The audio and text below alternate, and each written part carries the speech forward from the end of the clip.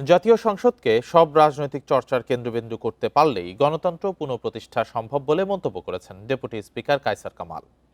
শনিবার সন্ধ্যায় রাজধানীর একটি হোটেলে ঢাকায় নেত্রকোনা সাংবাদিক ফোরামের ইফতারে মন্তব্য করেন তিনি। এ সময় শ্রেণী মত পেশার ঊর্ধ্বে উঠে সবাইকে ঐক্যবদ্ধ হয়ে কাজ করার আহ্বান জানান তিনি। ডেপুটি স্পিকার বলেন, ফ্যাসিবাদকে পেছনে ফেলে এক নতুন ক্ষণে দাঁড়িয়ে আছে বাংলাদেশ। গণতান্ত্রিক ব্যবস্থা প্রতিষ্ঠার মাধ্যমেই দেশকে এগিয়ে নিতে হবে। বিকাশ পেমেন্টে 10,000 টাকার বেশি অফার, শপিং চলছে তো।